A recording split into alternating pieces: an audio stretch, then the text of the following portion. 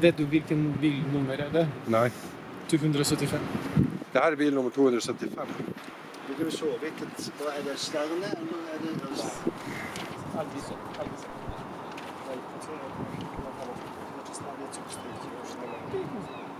Просто на тексте видео вчера.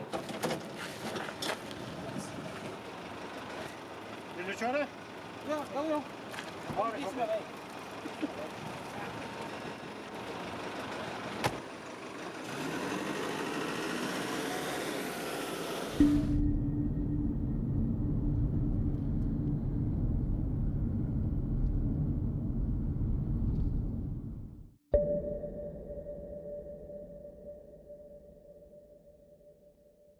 Litt skummelt ut her, men det må bare gutse.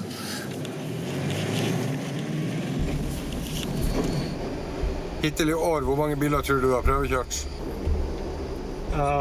Alene, som opp til 100. Hva er det bilene brukes til? Dette er evakueringsbil. Siden den har ganske mye plass der borte. Så da kan den enkelt disse setene de kan legges ned, og da får du en plass på en voksen mann. Du får en mann da inn. Dette er nå hverdagen min. Jeg har ikke noe andre følelser. Dette er det som må gjøres. Jeg må skaffe biler, og det har ingen betydning for hvilke formål dette brukes.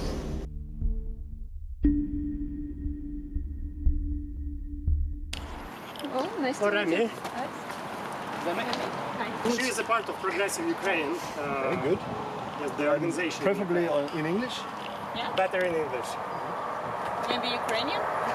Oh yeah, well, not in a week maybe. Vill du köra med Alex, med Rani, med mig, med Daniel? In a world marked by conflict, both Ukrainian and Norwegian volunteers are working quietly behind the scenes, away from their families and everyday lives. They gather essential equipment and vehicles to deliver directly to soldiers at the front lines in Ukraine. We are joining one of these convoys from Norway, documenting this journey for the first time, which has, as of June 2024, been made over 700 times. They have become one of many lifelines in the war against Russia. Ivan, Igor and Alex represent two of the organizations collaborating in keeping these crucial lifelines open. My name is Alex Milkevich. I'm volunteering for this foundation, Progressive Ukraine. We decided as a family, me and my husband, we have a decision before it all begins. If something goes really bad, which was really bad, then we stay to defense Kyiv city. This first week it was like chaotic, like, nobody know anything. Maybe will be bombing Kyiv, maybe not, like insane, a lot of information. People like panic, and we are talking with elderly, keep calm. We're talking with moms, with the kids, keep calm, So we're helping, we are spending our time, money, our lives to doing all this stuff. And I think the most important part, I hope we get it from this war, to improve Ukrainians in themselves, to take a responsibility that is you, and this is your culture, it's your country, it's your responsibility, and just this is you who can make this change. On the other side, every time, seriously, it's insane. I cross the border from Ukraine to different country, I start to worry, And when I see on my phone there is alarm in my city, it's hard.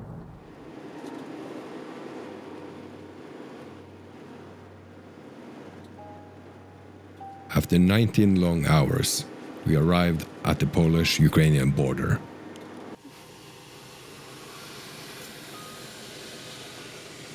As we slowly approach crossing, the atmosphere shifts. Tension, like sitting on the edge of your seat. For Alex, this has become routine.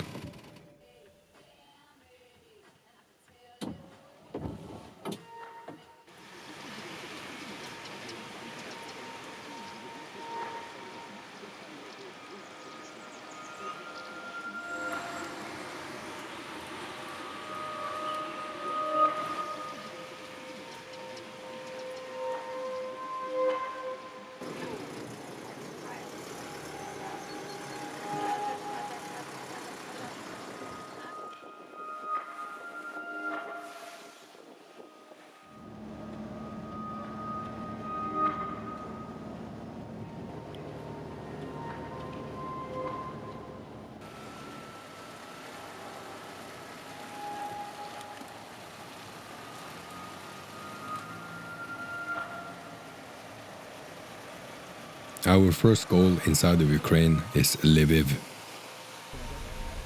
Being the westernmost city of Ukraine, it has been spared the most intense attacks. The citizens here have about 15 to 20 minutes of advance warning to find shelter during an air raid.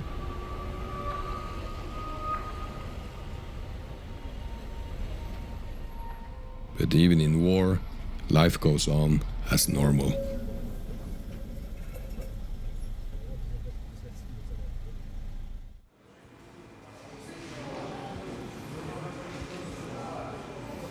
We join one of the volunteers, Sergei, at one of the many workshops that aid the organizations. He is one of the key figures that distributes the aid that crosses the border all over Ukraine. So this step, it is like a general step to prepare this car to the front line. We should do some basic things like oil changing, filters changing, suspension check, engine check, transmission check. It is the basic things that can show us that this car can be used at the front line, and our soldiers will get it in the necessary condition.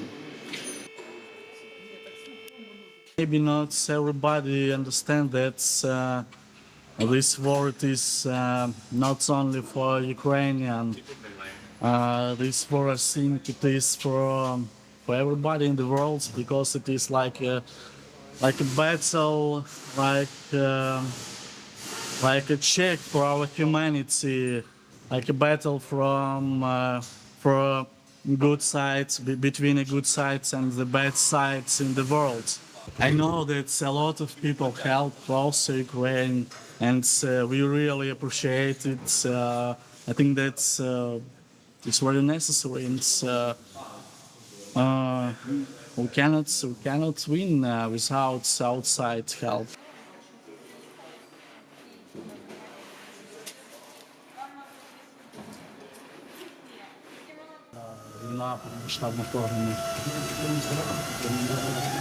Ну, як кажуть, я роблю свою роботу завжди, що до війни, що в час війни, якісно.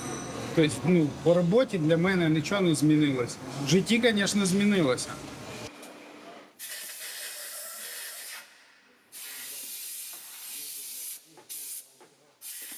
По-перше, я не місцевий, я не львівський. З Нової Каховки. Оккупация в 11 часов утра 24 числа. Они заехали. И боя ничего не было. Они просто заехали. Пробыл в оккупации 1,5 месяца. Появилась возможность выехать. По-перше, як то кажуть, було страшно їхати, бо були, людей просто, деякі машини розстрілювали. Потім знайомі виїхали через Снігирьовку. І коли вже 3 дні підряд люди проїхали, але не завжди було. Було так, що люди стояли зранку до вечора, їх повертали. Таке якось там навіть щось під обстріл, хтось попав. Мені повезло. Я виїхав, як то кажуть, З 9 до 3 в чергі постояв на Снігирьовці і виїхав. Тобто, відносно, як кажуть, як другі люди виїжджали, то легко виїхав.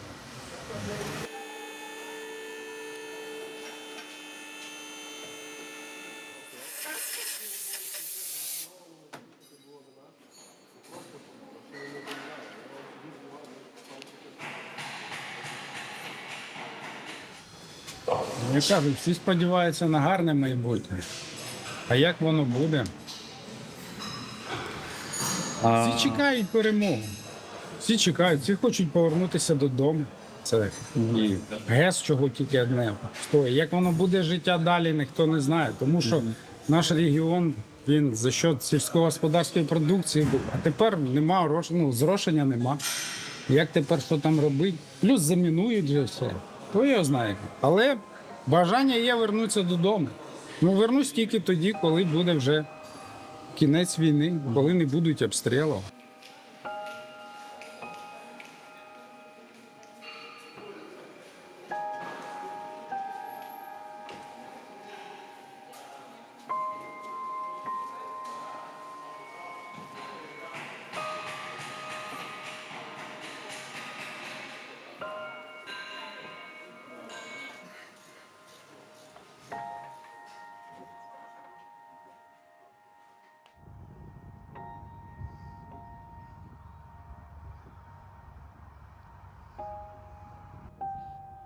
As the connecting link between Lviv and Kyiv, Sergei takes us to Ukraine's capital.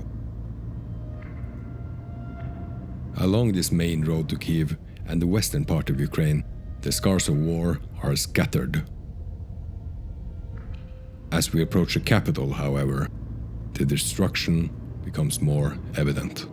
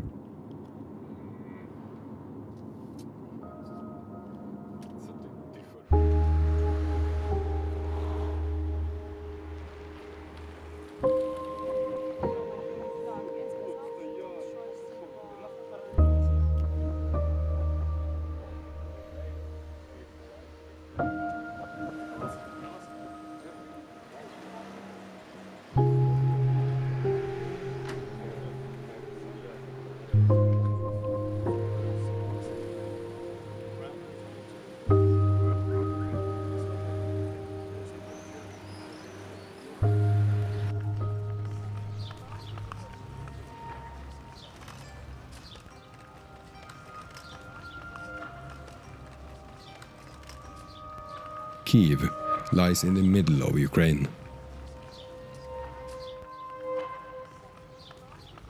Its inhabitants have about 5 to 10 minutes of pre-warning before an air raid.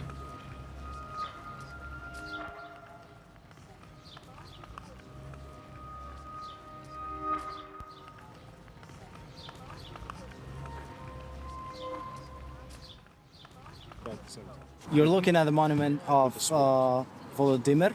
This is the guy who baptized the Kiev Rus in 988, while the territory of modern Moscow was just a swamp. All this time I've been in Kiev. For me, what I am doing, what my wife is doing, it's like you're trying to do something good given your circumstances, and it's like a circle of guilt. Like you always feel like this is not enough. If my childhood friend is serving and like I've dropped off like dog food for Borodenko, like is this, do they go hand in hand? Not exactly. Like for me, we have to understand like how many good people left because they were looking for safety for the family. Families are split. Husband is here, wife is there. Maybe they start a new life. So this is a heartbroken person and the war changed this person.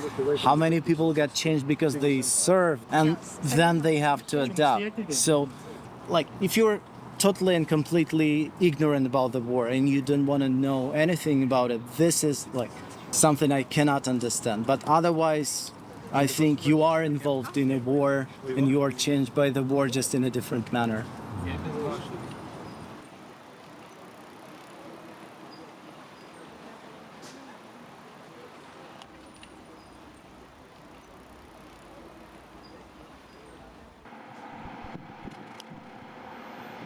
From Kyiv, we will accompany Alexander, the leader of Progressive Ukraine.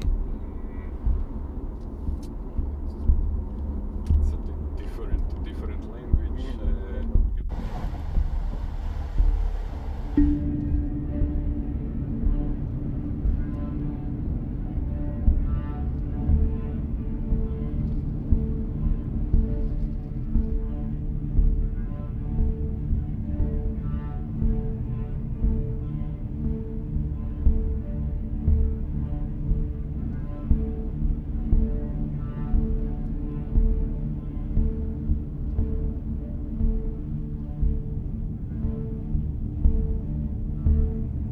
Alexander will take us through Kharkiv and all the way to the soldiers at the front lines.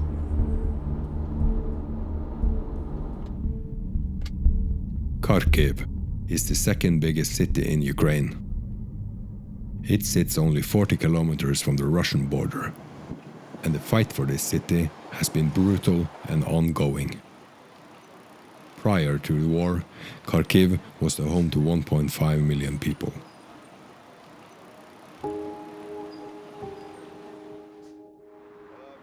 From the first month of the war alone, as little as 300,000 people remain in the entire city today.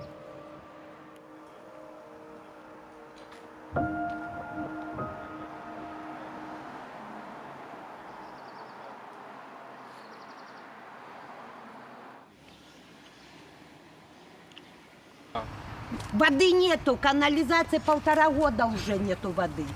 Таскаем с родника, километр туда и назад километр. Any water supply in this house? Нету. Каем 3-4 раза в день, по 5 лет. Держаться уже не...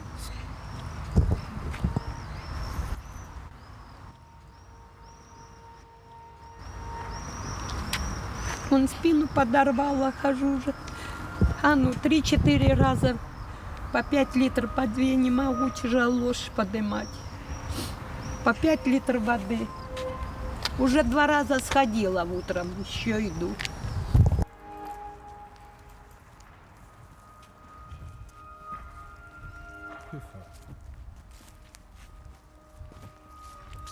When my father died, my tears very closed. I can't get it. I don't know how I can concentrate and to be more stronger. But now it's impossible when I see these people. 300,000 people gone. This area of Kharkiv, called Northern Saltika, is now known as the ghost town of Kharkiv.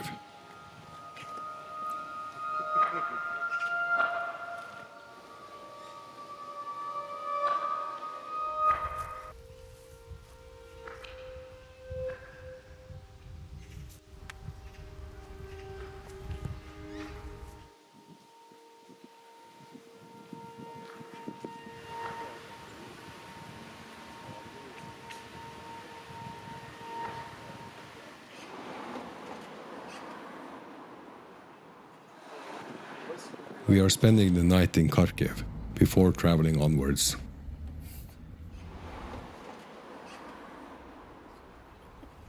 More than once, we are woken by the eerie howling of the air sirens.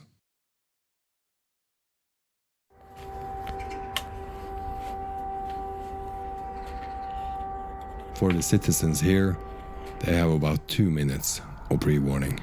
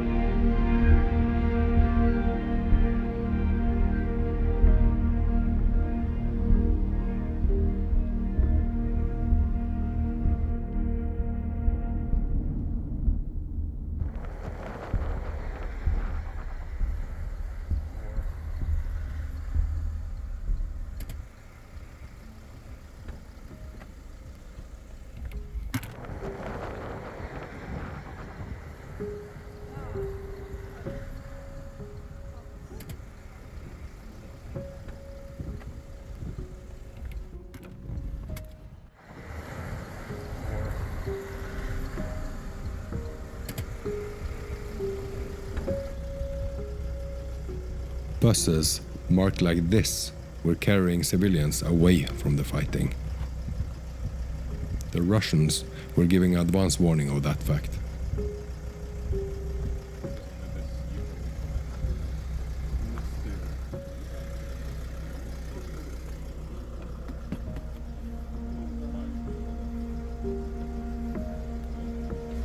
"60 people died here."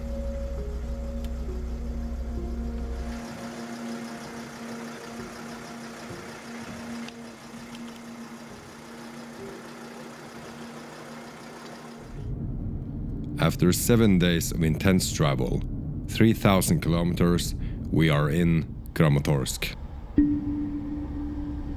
This frontline city is a crucial part of the defense of Ukraine.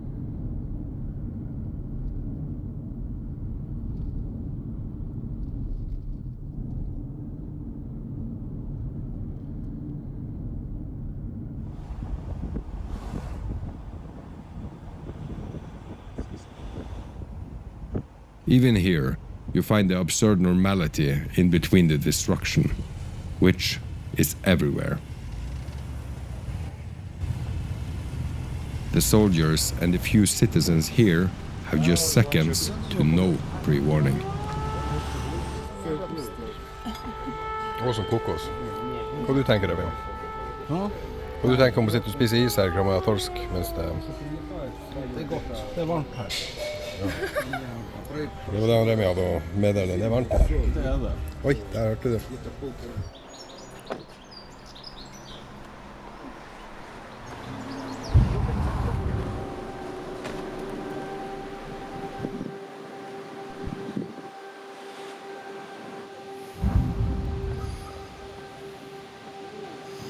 Пошли, давай же тормозишь!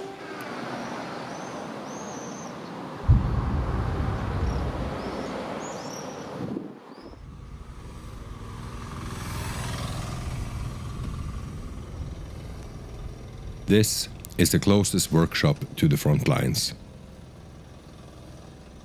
Here, the work of all the volunteers come to fruition, all the way from Ivan and Igor in Norway, directly to the soldiers that need them.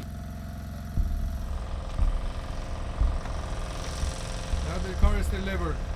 Yes.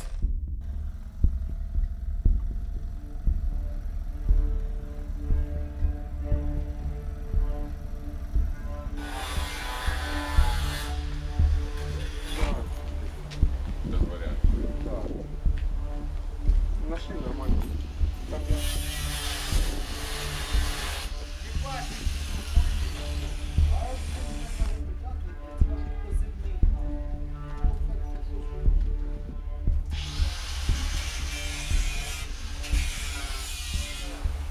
Cars that just weeks ago were driving on Norwegian roads are customized, made into battlefield ambulances, transport, or support vehicles. Anything they need to continue the fight for their homeland. Some of these very soldiers have since been killed in combat. To them, these lifelines are a matter of life and death.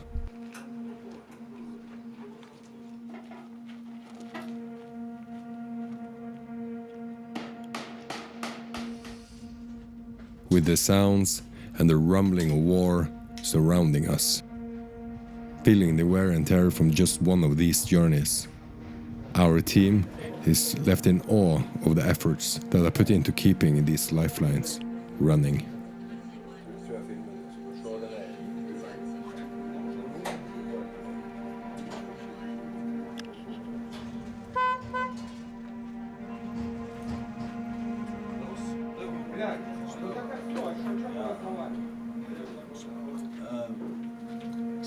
We only stayed in Kramatorsk for one night, before returning to Kharkiv and the train home.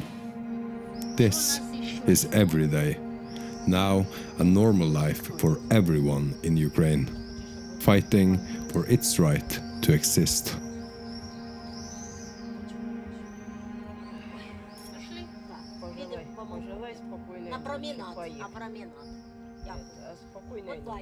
Slava Ukraini.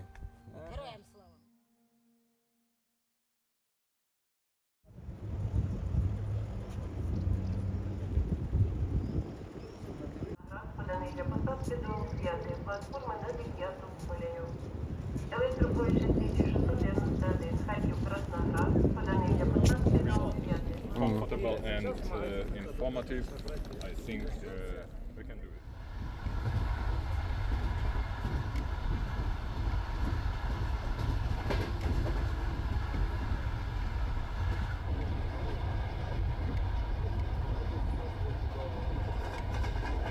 On the train, we shared a coupe with Anna and her mother. Anna is a young student from Kharkiv, now living as a refugee in Poland. I was waken up by my dad. He said that they start bombing us, and it was around 5:15 a.m. And we were so shocked and didn't know what to do. My mom and my brother. We tried with my brother to move out from the city to Lviv, but our dad said that it's not possible to move out now. So we stayed, and we were hiding in the basement till the 1st of March. And yeah, it was basically my 18th birthday. I spent it in a train like this, but it was maybe 3 or 4 times more people in the train. In a coupe like this, there was 16 people in one.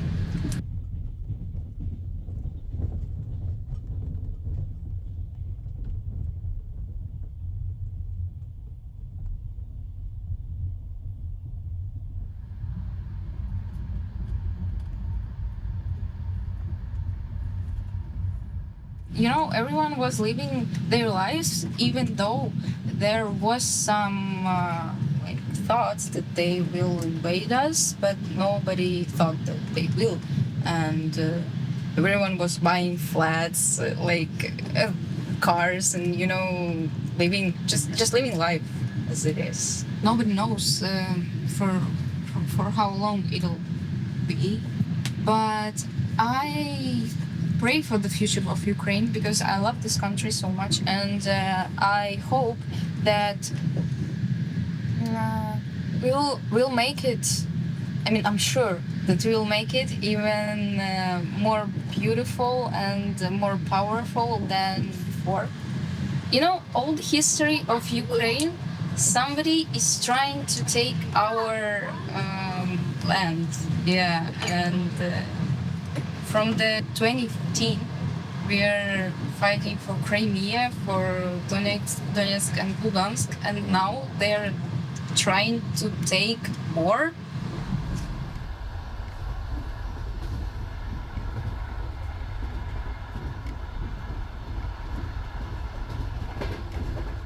I'm a bit upset about this situation because the country was invaded and almost nobody cares. So many people are dying every day, and we have to stop it somehow. And I don't know how, but we have to. Yeah.